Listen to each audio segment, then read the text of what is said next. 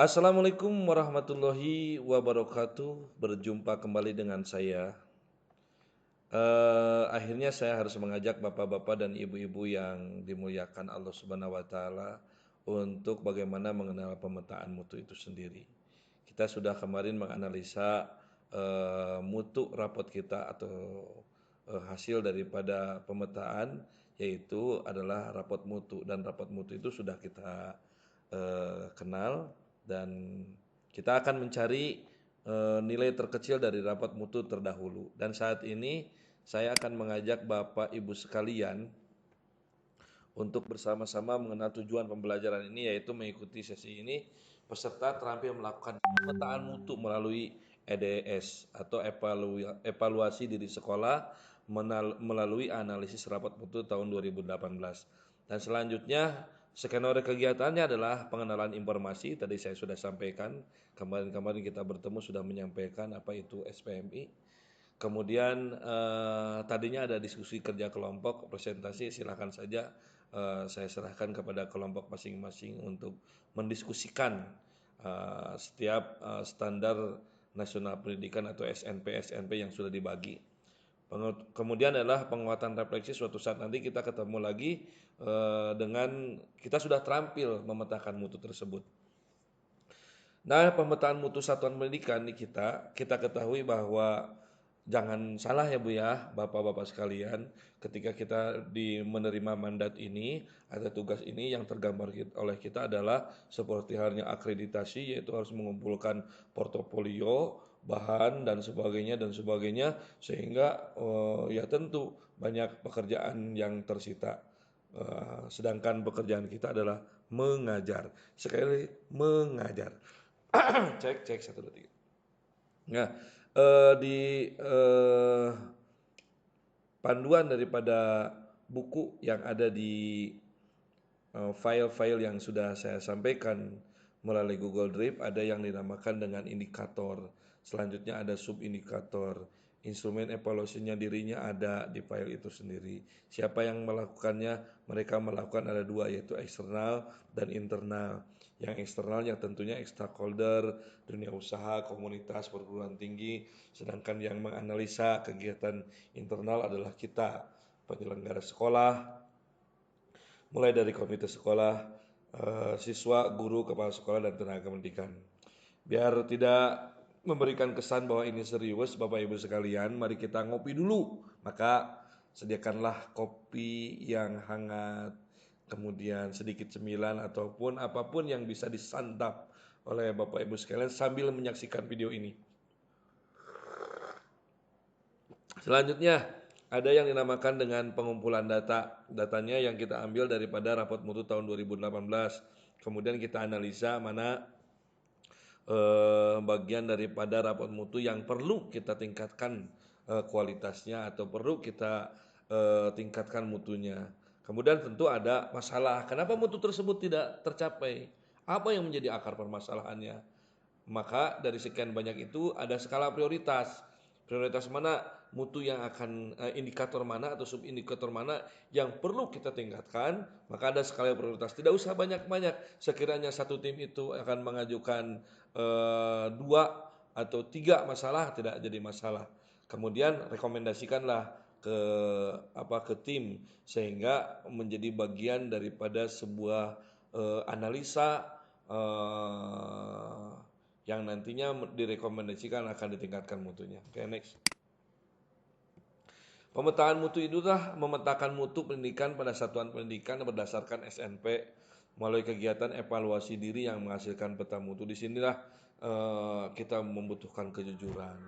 Penting mana? Penting membuat sebuah taman atau penting membeli sebuah perlengkapan eskul atau apapun. Jadi maka pemetaan mutu itu akan memberikan dampak skala prioritas yang tinggi, kebutuhan apa yang kita perlukan, ya, sehingga ketika kita dapat RKS yang terjadi adalah saling bagaimana caranya memasukkan keinginan supaya di ACC seperti itu. Dan selanjutnya adalah pemetaan mutu dilaksanakan melalui kegiatan evaluasi diri sekolah EDS yang kita ketahui berdasarkan 8 standar pendidikan. EDS dilaksanakan dengan langkah-langkah penyusunan instrumen, pengumpulan data, pengolahan dan analis data, dan pembuatan peta mutu itu sendiri. Kemudian penyusunan instrumennya sebenarnya sudah ada di PMP atau proses SPMI ini dapat dilakukan secara mandiri oleh satuan pendidikan, oleh kita-kita sendiri, diperiksa oleh kita-kita sendiri, dan kemudian kita-kita sendiri yang melaksanakan kegiatan tersebut.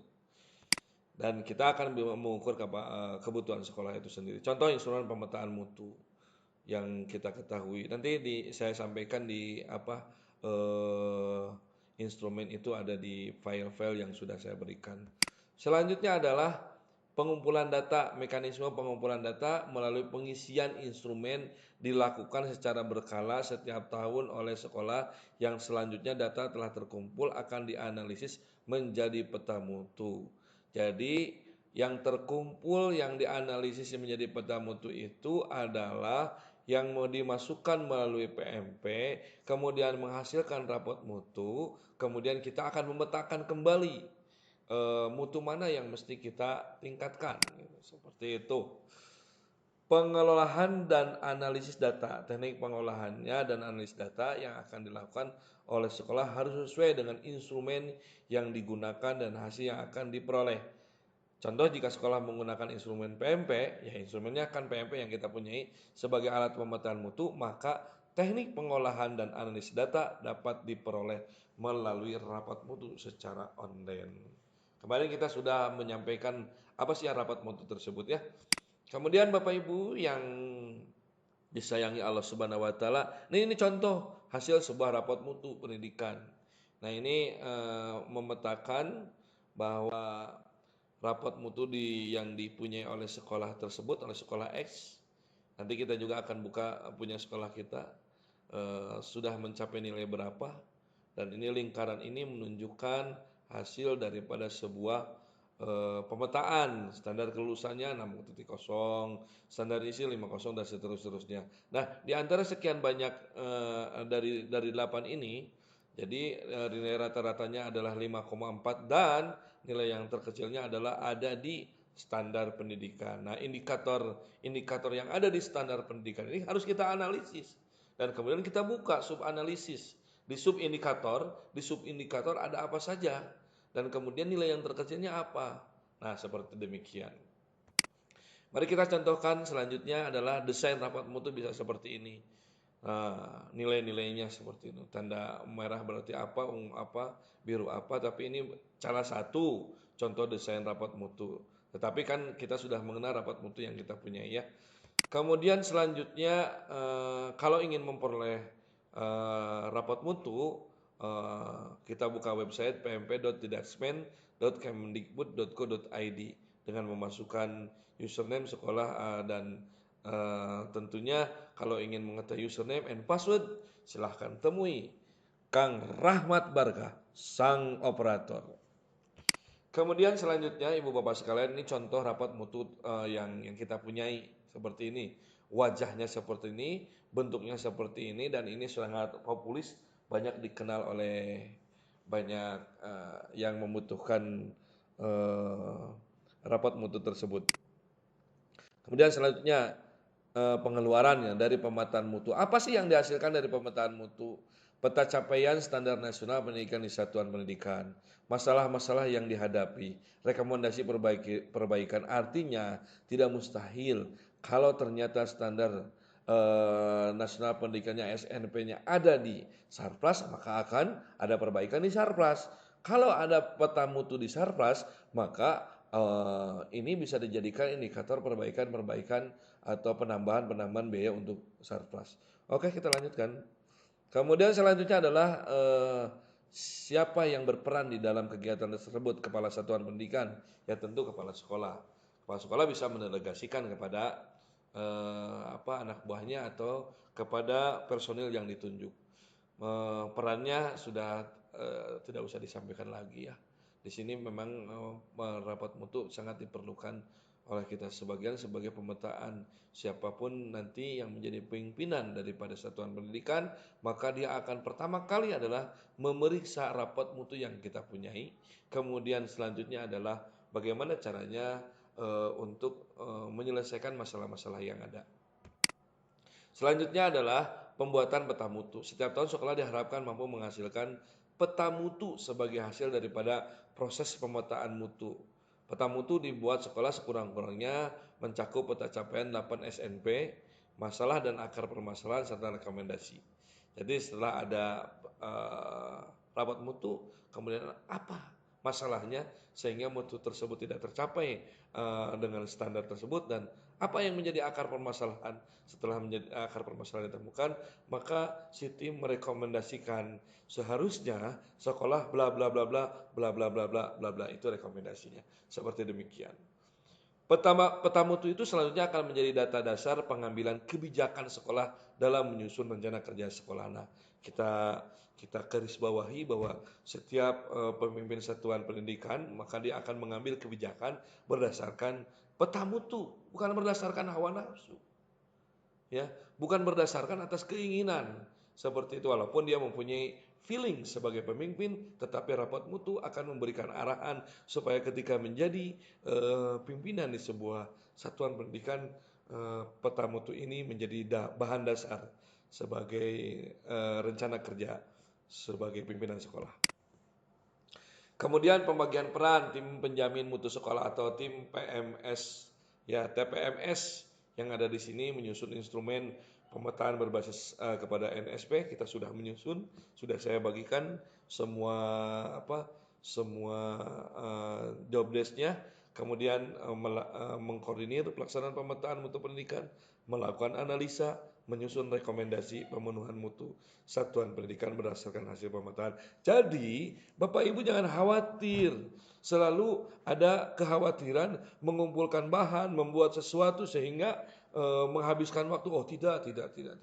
Tentu ini adalah hanya berdiskusi dengan teman-teman, memetakan bagian-bagian yang perlu kita tingkatkan. Kemudian selanjutnya adalah bagaimana peran pendidik tenaga pendidikan melaporkan data dokumen menjadi pekerjaan sehari-hari, melakukan evaluasi, refleksi berbagai pengalaman dengan sesama pendidik dan tenaga pendidikan, ngobrol aja. Memang ini jadi silaturahmi yang luar biasa. Jadi tidak ada istilahnya pekerjaan yang terbengkalai, kita ngobrol, ini sekolah kita harus diobrolin. Tapi dari mana ya, obrolinnya? Mutu kita harus diobrolin gitu loh. Jadi nanti ini adalah bahan dasar kita diskusi. Jadi setiap kita dalam kegiatan hereuy atau apapun atau sedang bersilaturahmi, sedikit-sedikitnya berbicaralah mutu sekolah kita. Selanjutnya pengawas komite yayasan dinas pendidikan, orang tua peserta didik, ini adalah mereka-mereka yang tentunya juga berperan aktif untuk mengisi rapat mutu tersebut, memberikan masukan, memberikan input atau apapun yang sehingga rapat mutu kita akan tercapai dengan baik. Nah, contoh format analisis mutu yang digunakan, dan sebenarnya di dalam file-file yang saya bagikan sekali lagi ini sudah komplit sekali. Tinggal ibu bapak melaksanakan tugas itu dengan sebari santai, sebari mengisi waktu luang, atau sambil menonton sinetron India, ataupun melaksanakan kegiatan sambil apa saja ini bisa dilaksanakan. Ada beberapa standar di sini ya, yang dinamakan dengan kolom standar. Ini standarnya yang 8 standar itu. Indikator bisa kita lihat di buku ya. Kemudian kondisi saat ini adalah nilai. Nanti kita bisa analisis lingkungan dan sebagainya ini baru kita rekomendasikan. Kita bisa bekerja sama. Alur praktiknya bagaimana sih pelaksanaan SPMI itu? Buku indikator mutu menjadi bahan bagian yang harus jadi panduan. Kemudian mengunduh rapat mutu yang kita punyai nanti sudah saya sebarkan kepada bapak-bapak dan ibu-ibu yang luar biasa, sehingga bisa menganalisa nilai mana yang paling terkecil.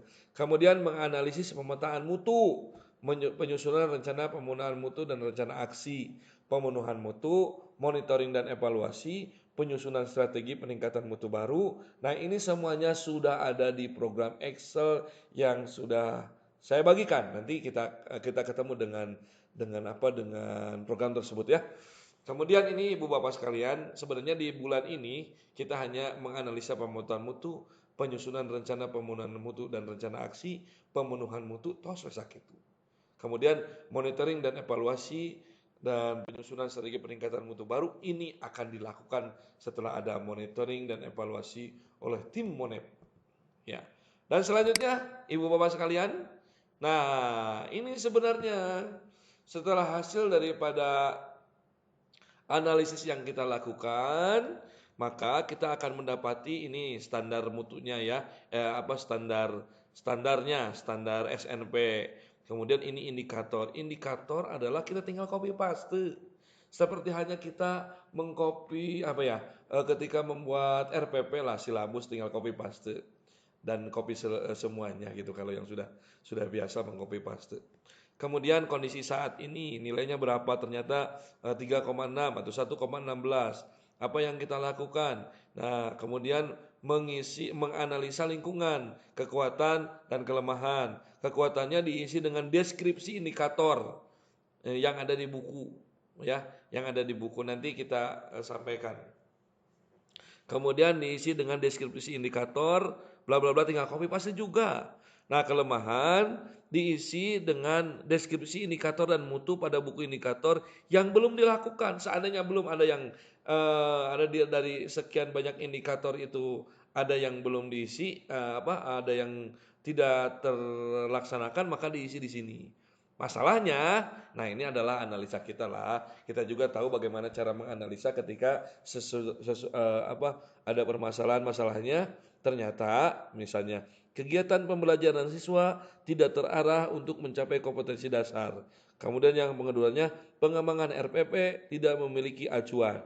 Itu adalah masalah. Akar masalahnya adalah kita juga yang buat. Diisi dengan akar masalah penyebab munculnya masalah tersebut. Contoh, pendidikan kurang memahami pengembangan silabus. Ya, pendidik kurang memahami pengembangan silabus. Ini kan analisa juga memasukkan akar masalah. Pendidik menggunakan silabus dari sumber lain atau copy paste. Ini bisa kita temukan. Maka direkomendasikanlah untuk hal tersebut perlu peningkatan kompetensi pendidikan dalam mengembangkan silabus melalui IHT atau apapun. Nah, ini nanti ketika kita memasukkan rekomendasi, ini adalah identik dengan solusinya apa, jalan keluarnya apa. Nah, ini yang dinamakan dalam rekomendasi. Selanjutnya Bapak Ibu sekalian, kita kejar waktu, sudah maghrib. Ya, kita langsung lanjutkan. Nah, seperti inilah cara copy pastenya. Ini di buku ya, ini di buku yang ada standar mutu itu, maka akan Ibu Bapak akan melihat deskripsi, kemudian ini indikator, kemudian ini ada apa? Sebentar, ada gangguan ya, orang yang nagih. Kemudian resiko jika standar mutu tidak tercapai, kegiatan dan sebagainya ini kita masukkan ke sini. Tinggal kita copy pastekan ke arah sini. Set ini ke kekuatan, deskripsi masuk ke kekuatan. Kemudian kelemahan kita masukkan ke sini. Kalau yang belum tercapai ya, kalau yang sudah tercapai kita masukkan semua. Yang belum tercapai kita masukkan. Masalahnya ternyata adalah berakar dari resiko. Jika standar mutu tidak tercapai, maka masukkan masalahnya ke sini. Tinggal copy paste kan? Nah, kemudian penyebab tidak tercapai standar mutu, masukkan juga ke akar masalah. Seperti itu. Yang akhirnya kita hanya memberikan ini saja. Ya. Memberikan jalan keluarnya atau kumaha. Apa yang bisa direkomendasikan oleh tim gitu maksudnya. Saya yakin ibu-ibu cepat ngerti dengan hal ini, bapak-bapak dan ibu-ibu sekalian. Kemudian selanjutnya praktik pemetaan mutu. Nah, ibu bapak sekalian, untuk hal ini kita kan sudah membagi ya. Kemudian hasilnya seperti ini nanti standar isi sekolah melaksanakan kurikulum sesuai ketentuan. Kondisi saat ini nilainya ternyata 4. Apa yang menjadi kekuatannya? Masukkan ke deskripsi. Kemudian kelemahannya deskripsi yang belum dilaksanakan. Kekuatan ini adalah deskripsi semua. Kemudian kelemahan deskripsi yang belum dilaksanakan. Masalah itu yang menjadi penyebabnya adalah apabila tidak dilaksanakan deskripsi tersebut, apa yang terjadi ada di buku, tinggal dikopikan ke sini. Akar masalah pun tinggal dikopikan. Kita hanya mengerjakan ini. Rekomendasinya apa tuh? Solusinya apa tuh? Tak gitu. Ibu bapak sekalian, kita lanjutkan bagaimana strategi pelaksanaan pemahaman di sekolah. Apakah produk ini dari tahapan pembuatan mutu? Dokumen apa saja yang harus diarsipkan sekolah? Kita langsung saja. Kita ini sebagai pengingat, dokumentasi hasil pembuatan mutu, dokumentasikan seluruh kegiatan pemetaan mutu pada order khusus dengan label pemetaan mutu. Simpan dokumen di tempat yang mudah terjangkau. Jadi dokumen itu penting, dokumen bersama itu penting. Janganlah katakanlah setiap orang mempunyai setiap kita dari diri kita atau untuk kepentingan sekolah, si dokumen harus setiap kegiatan harus terdokumentasikan dengan baik. Untuk kepentingan siapa? Untuk kepentingan anak cucu kita. Selanjutnya, nah ini hanya bagaimana dokumen pengarsipan. Ibu bapak sekalian, hanya sebatas itu. Nanti kita praktek lagi. Jadi sebenarnya sederhana. Bapak ibu tinggal melihat bagian daripada file yang telah dibagikan. Di sini sudah ada semua. Ini konsep SPMI, praktik SPMI, contoh rapot mutu dan sebagainya, acak-acak eta. Kemudian ada instrumennya, NSP. Ini kan tugas ya Bu ya. Contoh peningkatan mutu sebentar. Di sini loh instrumen PMP. Oke. Ini instrumennya yang kita perlukan nanti apa saja. Satu lagi kita buka.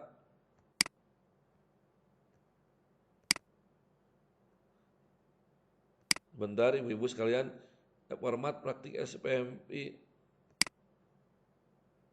Oh, ini kurang satu nih. Nanti saya bukakan. Nah, ini permen-permen dan sebagainya. Nanti di kesempatan yang lain akan saya sampaikan aplikasi atau software aplikasi yang terbuat dari Excel yang akan kita gunakan untuk mengisi dan menganalisa pemetaan mutu kita. Demikian saya sampaikan, ucapkan terima kasih, tetap semangat. Waktu kita walaupun cuma 22 menit, belum 30 menit, mudah-mudahan amat sangat bermanfaat. Terima kasih dari saya. Mudah-mudahan kita tetap semangat untuk SMK Anggasa 2 lebih maju lagi. Assalamualaikum warahmatullahi wabarakatuh.